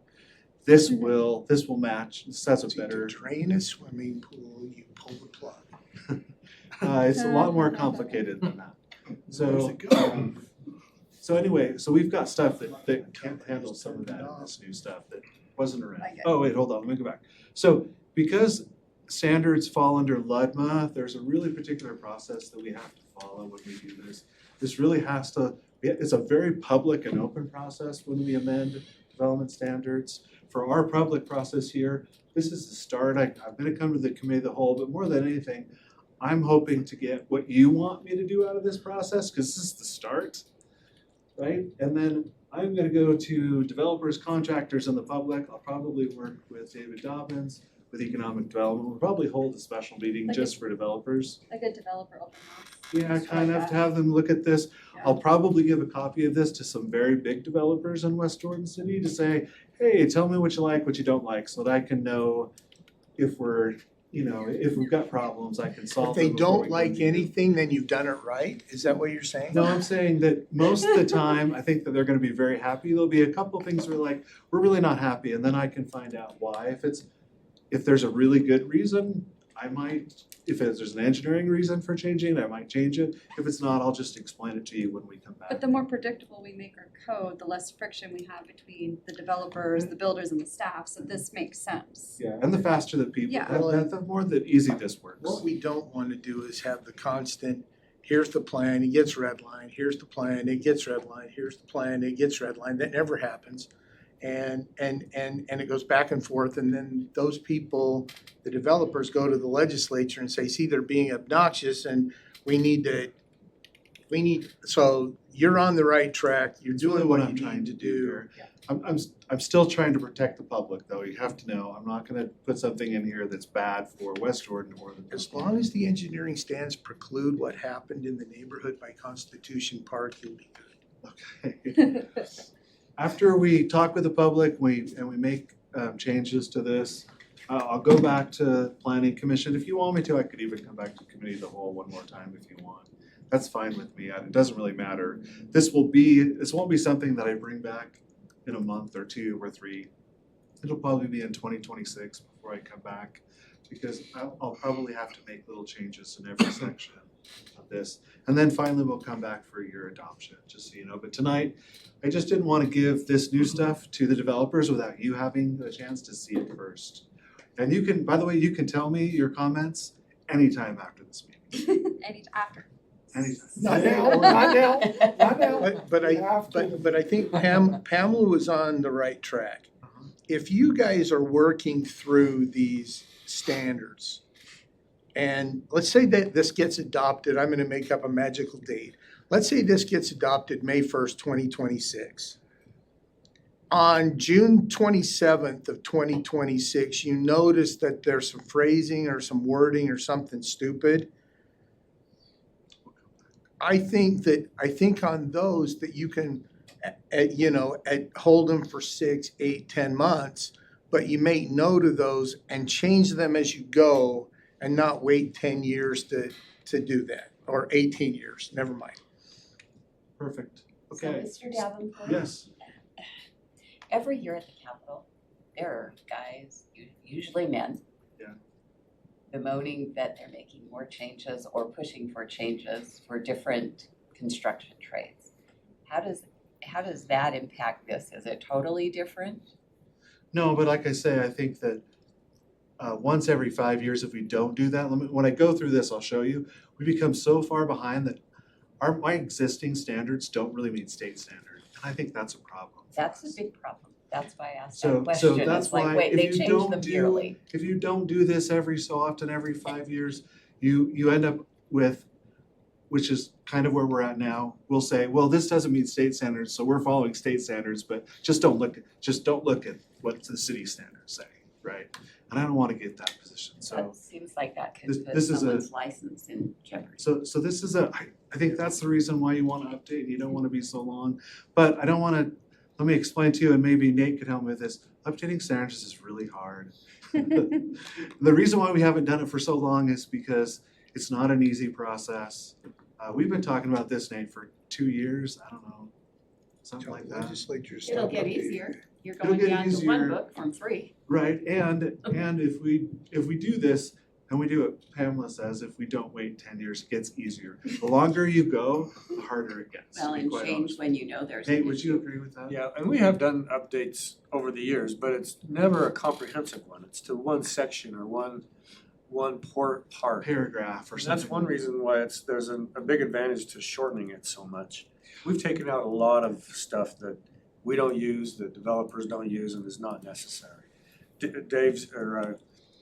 Greg's done a great part, and so is Todd, in just reducing the total volume of all the wording that's in there. That's good. You know us, we like to cut words. Patrick's not here, but he could attest for us. We'll speak for hours, but we don't want to. He's speak for listening hours. in.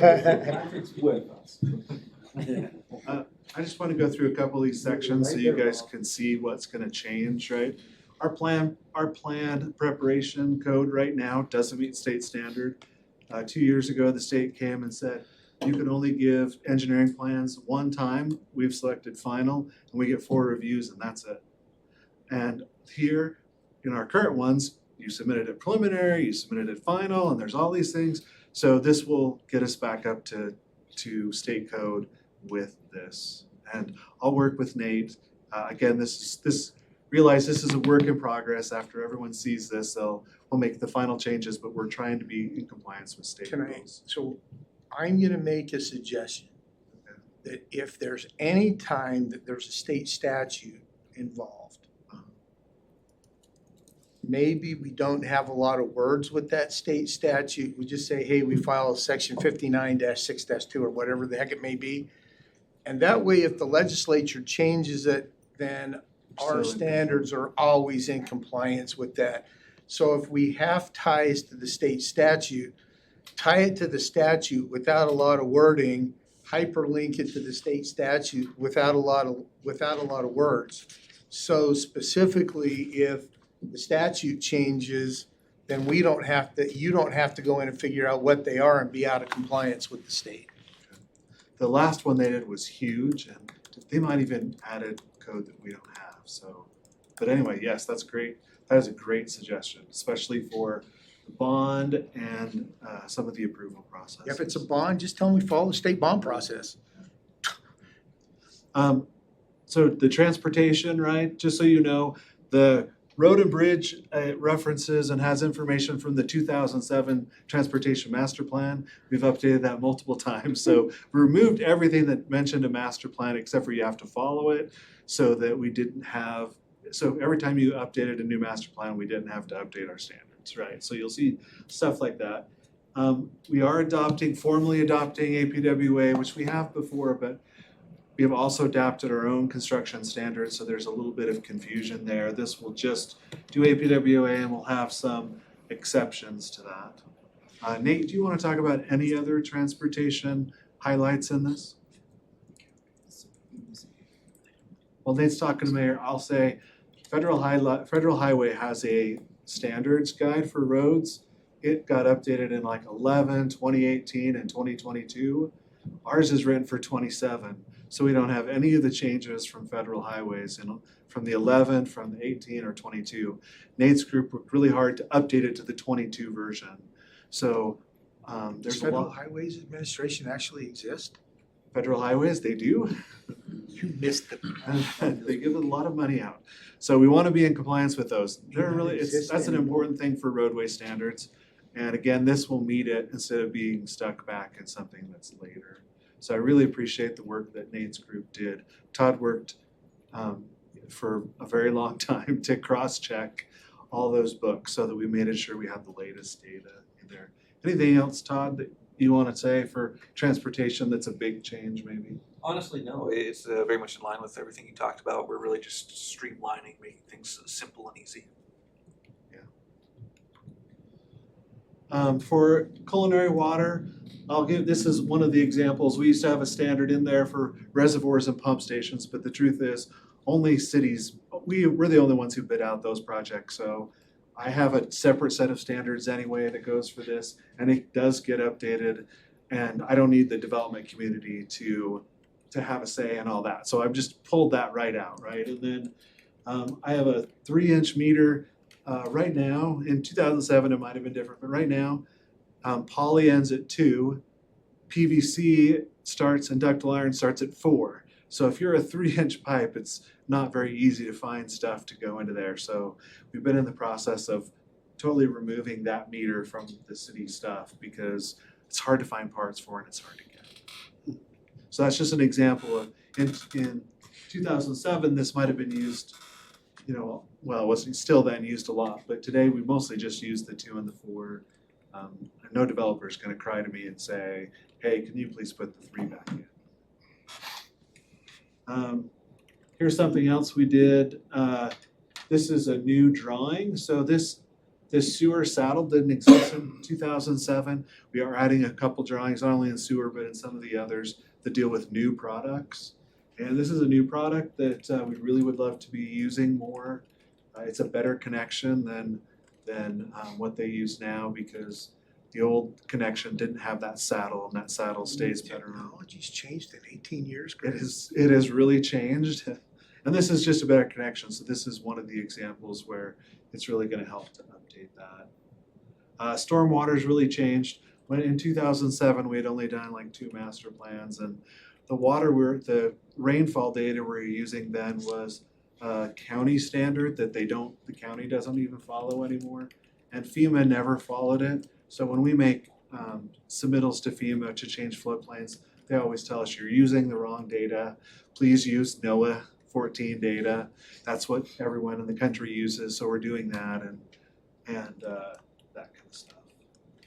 There will be some updated drawings. And we didn't used to have very much on channel design because we hadn't started working out in the west part of the city, so we didn't have to deal with natural channels, but we've had to do more of that. So instead of strong-arming developers to have their engineer come up with something that we approve, we'll put the standard in there so it's easier for them. They don't have to come up with their own, they can just follow ours. Okay, any other questions you might have for me? Great, thank you. We will come back and let you know when we've talked with the developers, and we'll give you more time. If from now and then, if you want to look through this and give us feedback, I would always welcome your feedback of, well, how did you handle this? How did you do this? But thanks for letting me meet you. I would like to hear it in some form. It can just be a simple email or text to all of us or something, just how it goes with the development community when you present it. I'd love to hear how it's received and your perception of how what they felt about it. I'm interested to see how that goes too. So we'll have to see, but we'll really rely on David's group to set that up for us. And when are you doing that? Huh? When are you doing that? I don't know. We're gonna get here want to get first. through this even first. Like this is really, it's taken us a very long time just to get to this step, so we didn't want to plan too far ahead. I bet it's something after Christmas that we set up. right? So you're talking January. I'd actually like to do it sooner so that we can January's get, this week. because I wanna see if we can get this before this legislative session. Oh. I don't wanna, That's a I good don't wanna point. adopt this during this session. No, and just so you know, they'll probably be talking about engineering specifications this session. I don't wanna be the ones they talk about, so I think if we show this to a couple of developers, we'll pull ourselves out of that conversation, I think. And I think that will be good, so maybe it would be good to do that. But don't you wanna be the one they talk about? No, I If don't they were really talking want- in a good way. Yeah, if in a good way, I do wanna do that. It would be Yes. great if Which is another we had reason a to have it couple before. developers say, hey, West let's do Jordan's this. doing it West right. Jordan's doing it right. They're making it simpler. They're That's making right. it easier for us, right? That's what I really like to hear, so. We'll work on it. We'll follow their lead, so whenever they want to. Okay, All right, thank you. thank you. It looks good. Decorum of the meeting, sir. That's right. All right, next item on our agenda is the discussion of rodeo ground camping and RV use in West Jordan. This is by Councilmember Bloom and Councilmember Jacob, who's leading it. I'm leading. I've been doing homework on this for the past several months. This is both a code modernization discussion and a vision setting one. So the driving goals is strengthening the Western Stampede as a regional event competitor. This came about in the conversation during the Western Stampede that having RV pads would attract higher caliber cowboys and cowgirls because they live and travel in their RV. And when they don't, we're one of the few rodeos in the country that does not have RV pads. And so when they live and work in their RV, they don't necessarily, they'll pass up a rodeo that does not have hookups because it makes sense for them. They just don't want to deal with that. So that's a big driving force of it. But this provides accommodation for, the participants, the vendors, attendees. This can create tourism revenue. And I've done some research with other municipalities and other cities and counties that have RV pads. South Jordan, they allow RV hookups for multi-day equestrian events. Bluffdale, same thing during the rodeo and festival weekends. Ogden and Spanish Fork, they do have RV parking with water and power hookups during, again, the multi-day rodeos. And Salt Lake and Draper, they defer to the private RV parks. Now, the issue, and Mayor, you brought up this concern that we'd be competing with private. The sad, unfortunate thing is that there's not enough private campgrounds in Salt Lake County to support what is already happening in the county. So relying on the private is actually, it's great for the private businesses, but there's just not enough to support that. And so the question is, should the city permit and build this out and have RV on our public land? Should we construct and manage? When I was researching what other counties do, they don't obviously allow long-term because that's a big issue. We don't want transient. We don't want the long-term. They limit, most of them limit to 29 days, which is plenty enough, but also allows for the tourism. That's not long-term. It's not long-term, no. It's still considered short-term. It's still considered Short-term short-term. The short-term games of this economically and strategically is it enhances the Western Stampede prestige and draw. On-site RV facilities actually improve event logistics and it's a revenue stream. Long-term potential is tourism diversification. And then when I was looking up this overnight economic capture, each RV visitor typically spends between $70 and $120 a day locally, fuel, groceries, dining supplies, that sort of thing. And then this could actually help, but it can help. There's so much travel in Salt Lake, whether it goes down to the national parks up to Yellowstone. There's just not enough places in Utah for people to come, for the couple night stay as they're transiting through the national parks. And so what we want is West Jordan as a destination city. This is part of that movement towards the destination city. Can I ask a quick question? Yeah, absolutely. Does West Jordan City have any HOA or campgrounds? KOA? Nothing, KOA? zero. Zero. We have HOAs. There's yes. there's Plenty of HOAs, we There's have a no K- KOAs. There's a KOA that's somewhat close to the airport. It's in between. It's actually near the fairgrounds. Yeah, that's over in South Temple. Then there's another campground over in North Salt Lake. Kind of like where 215 and I-15 junction together in that little corridor by the refinery. So they're obviously not ideal Not the sites. best neighborhoods. Yeah, not, and then there's one over, was it Draperish? It's on Minuteman. Yeah, and that's a lot of It's long-term when residents. Minuteman dead ends. And that's a Yeah, I long-term think I've resident seen that. place. That's not a lot of, camping or RV, that's it.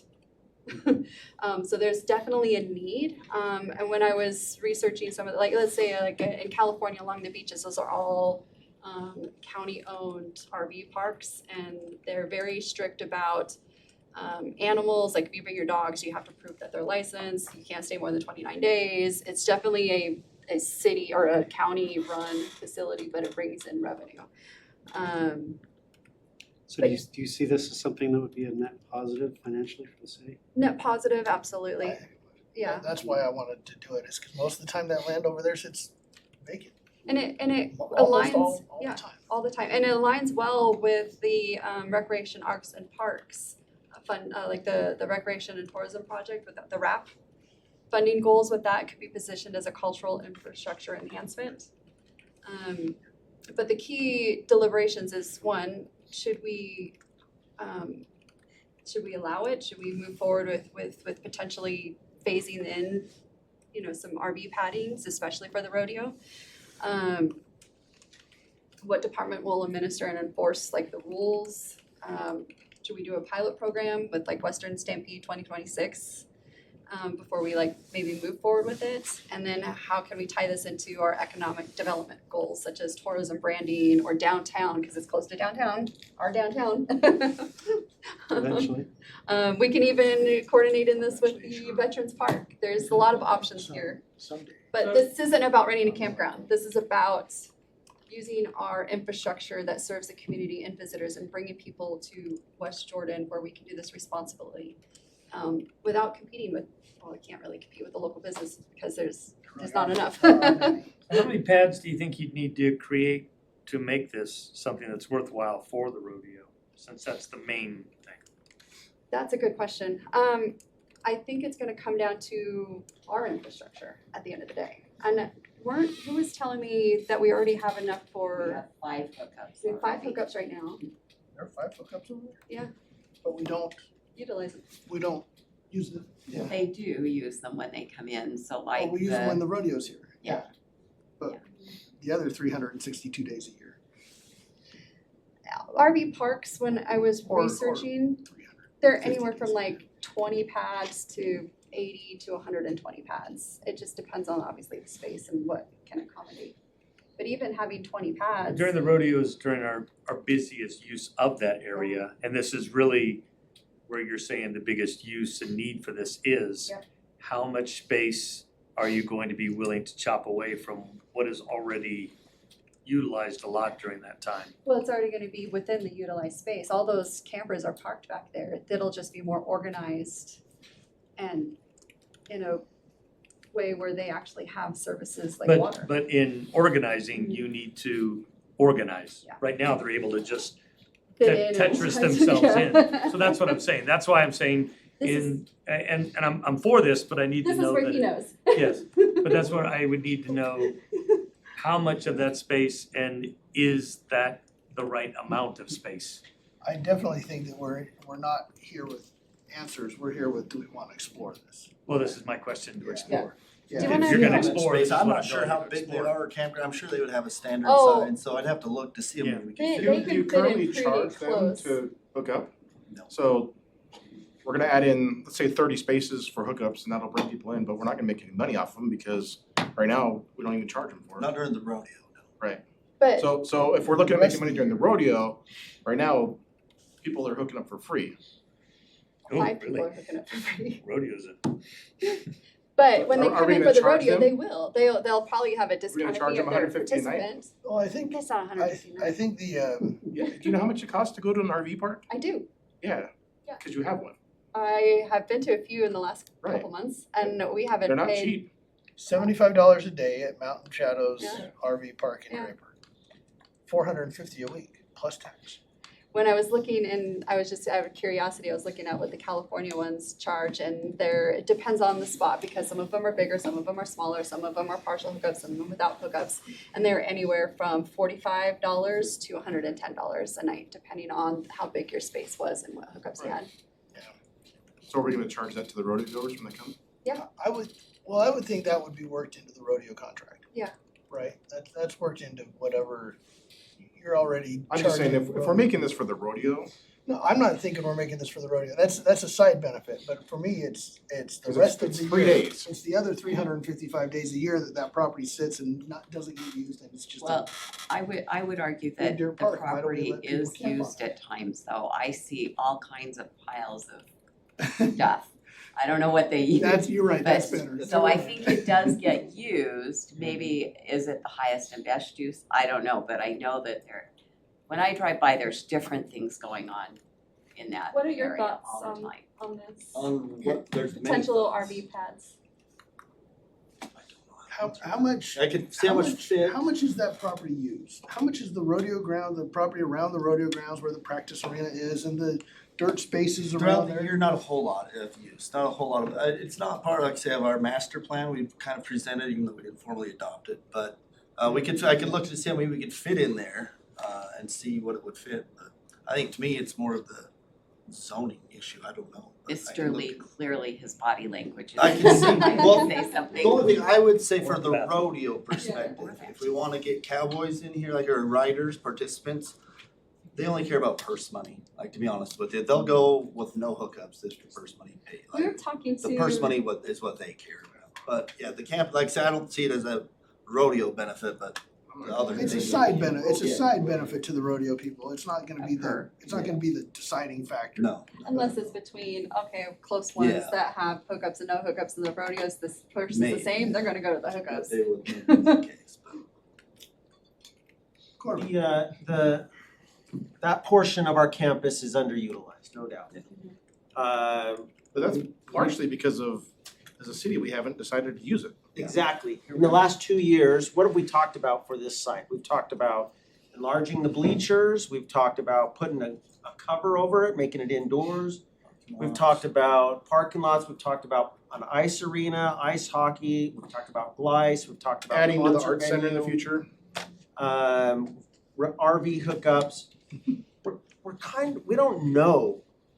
None of us are experts on rodeo venues. And we know we want to get more value to the community out of the site. We're kind of struggling on the best way to do this. And we wanna bring people to West We Jordan. wanna bring people in, we wanna maximize the very precious land. We don't have a lot of land, so we wanna maximize the use of that land in the best way possible. Would With the you- best ROI. With the best ROI, yes. Would you want us to go hire some venue experts, some consultants like that study these kind of venues to help us figure out how to get the best ROI out of the venue overall? Whether we should enlarge, I've been hesitant on, any one of these approaches because we're kind of guessing on whether or not it would give us an ROI, whether or not it would produce more events or produce revenue exceeding the cost. We just haven't studied it well, and I don't know that we internally have the expertise. Well, and I think that every time we talk about, so I'm gonna say this, because I've said it for almost 6 years, we gotta do something over there, we gotta stop talking about it. Gotta get money. And there's the monetary, there's the monetary. But there's also, everything that we talk about is really anecdotal, right? If we put a concrete floor in the arena, we could use it for hockey, we could use it for, but what we don't have, and I think you're right, Corbin, to this, is we don't have a venue expert and I don't know if there's any that exist other than the ones that Ryan Smith's hired to do the Delta Center and the Southtown Mall. But is there something that we can look at to say, what are the progressive steps that we need to do to increase that and that we can start? Those are the ones we need to hire, the ones that are doing. Because I think you're right. I think what we're doing is we're saying, oh, well, what about this? Well, it'll cost too much money because, oh, the concrete, we know what concrete costs. And so we say, well, is it worth putting 400,000, $1 million worth of concrete in there? And we don't know. What we really should have is some data. And so I would agree with that. My biggest comment to this is I don't have a problem looking at that for that part of the property. But I don't want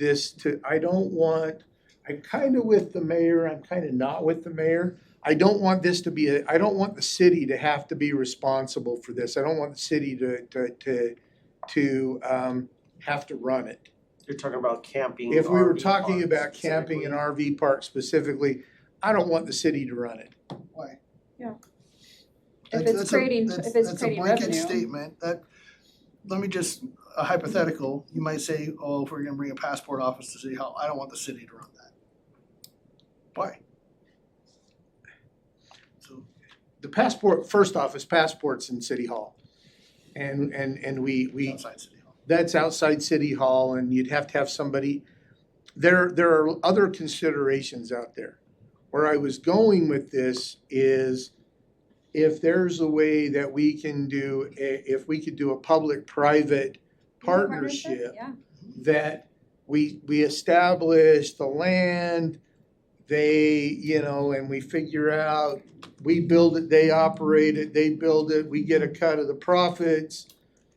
Some of those kind of things. Yeah, I actually have that in my notes. I would be willing to look at that, but if it's just city run, where somebody pulls in and then they have to come down and have to pay to get a code or do something. If that were the case, it would have to be extremely automated and high tech, right? You pull in, somehow you punch in something in an app and it unlocks it gives you a code to unlock the power in the water box or some dang thing. But I would rather see it as a public-private partnership. And then then part of that public-private partnership is that if it's during the rodeo just gets to use it It's booked for those days. It's booked for those days and Yeah. it's the city use for those. So those are my thoughts is I'm not completely against it, but I don't want this to be, but I really do like the idea of not just necessarily the master plan, because the master plan had some things in there that were big wishes and lots of money. But what we really should say is for the rodeo, what's the if we put a campground in, what's it cost? What's it gonna return for us? What do we get? If we decide that we wanna put a roof over the rodeo arena, what's it gonna cost and what are we gonna get out of it? If we expand the bleachers, how much is it gonna cost and how much are we gonna get out of it? I think we really need to have some good cost benefit and some true hard numbers and data, and then the council, and I won't be on the council at that point in time. But then the council can go down and say, hey, you know what, we're willing to spend 6. Oh, what, you know what, we can do this for 8.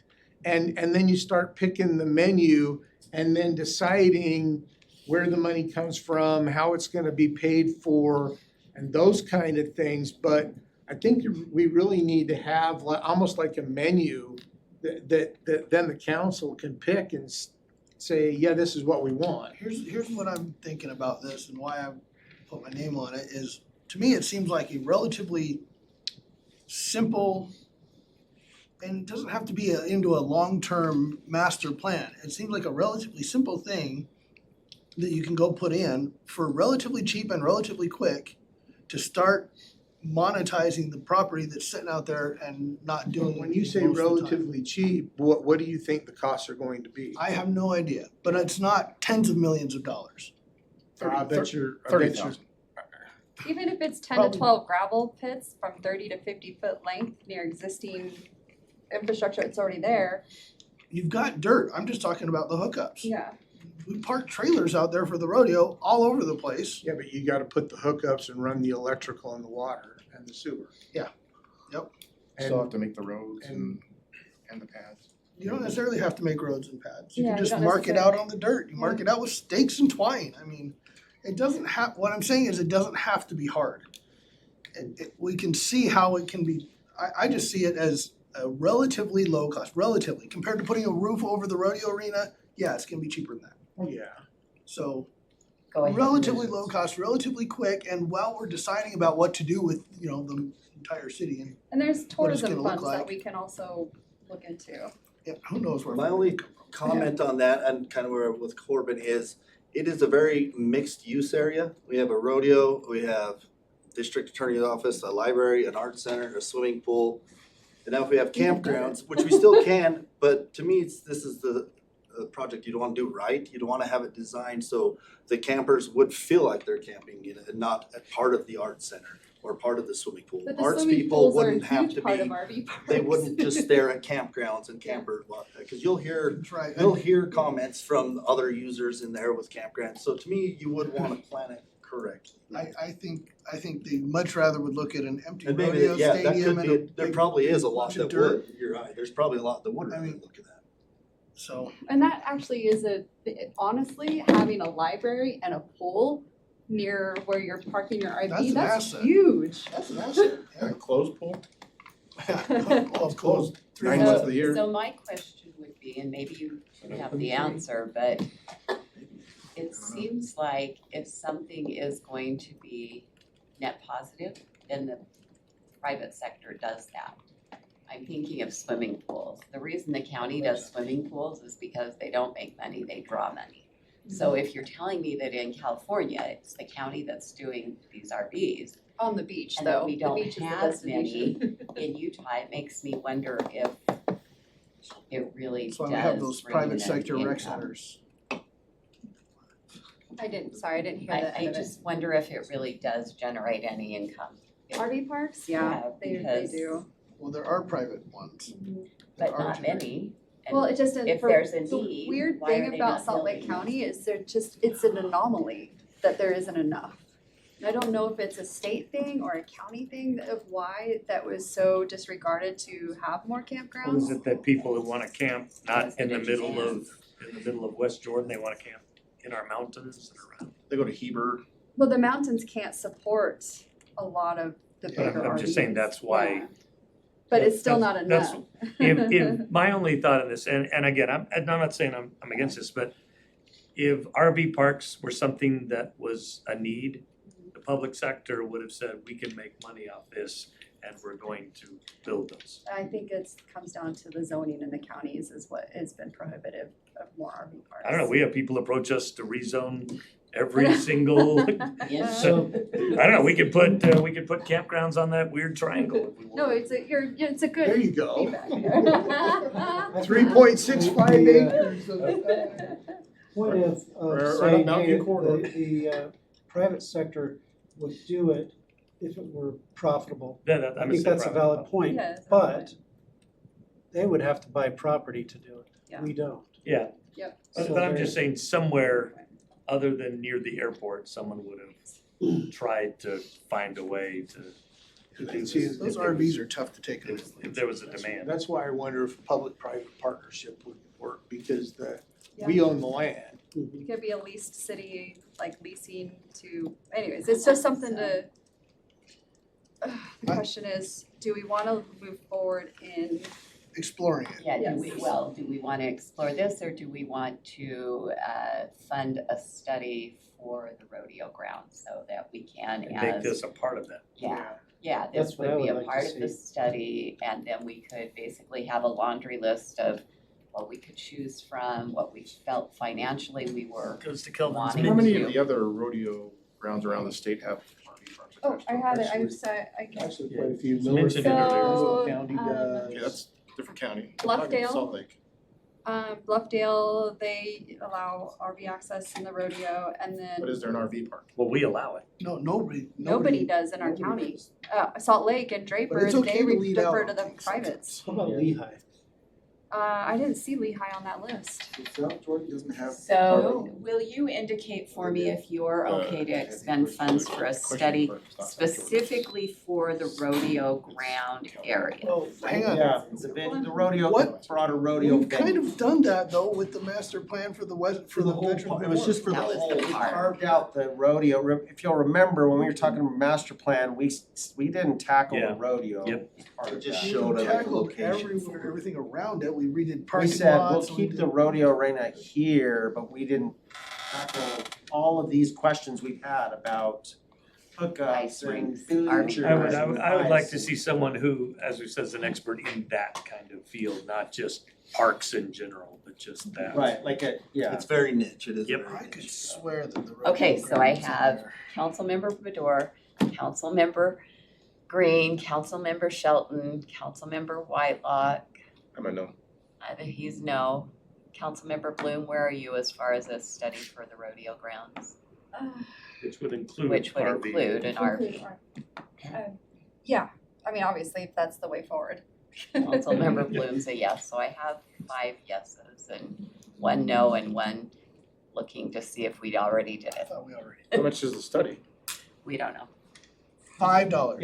If Less than 30 council, less if you'll than- let me do a little bit of less than homework, the I'll come back to roof you with the proposed budget amendment. That I mean, I don't wanna sounds good. spend See, that's, $100,000 on a study. cause that's obviously the next step. Yeah. Is that they've gotta look at it and come back, cause we're gonna have to amend the budget. Right. And if it's $100,000, we can say no. If it's $25,000, we can say yes, or I could whatever give her we Christmas want. lights. So, Mr. Lee, we have enough to move forward with you looking at what a study will cost us and I feel like I have clear direction, thank you. sponsors, do you have anything else you want to add? Nope. Undo what process? I'm- Councilmember Bloom, Oh, sorry, what? is there anything else you want to No, add? no, no, I was just looking up the Lehigh grounds. Cause it didn't come up in my research, so I was like, they don't have anything. All right, then I am going to, I'm going to tell you one more thing. Spanish for We're ready. Before I hit this. For our next meeting, right, is it the next one? Yes, it is our next, on the 28th. Would you please meet at the museum? We're going to start at the museum at 4 o'clock. Okay? We'll do our tour of the museum with Mr. Daly, and then we will walk back over here and complete our work. There will be a buddy system. So. All If right. you're not able to walk, we can transport you over here. My back will be better by then. We can provide transportation for those Those who are need your it. back, Bob. Okay. The mayor can get us a golf cart. Spanish Fork does have it for their rodeo and they charge I know we bought one of those, could you use that? Nobody All right, rents it out to the Those general golf public. carts have- No general public. got your answer, Yep. no general public. All right, work meeting is adjourned, I'll see you at 7.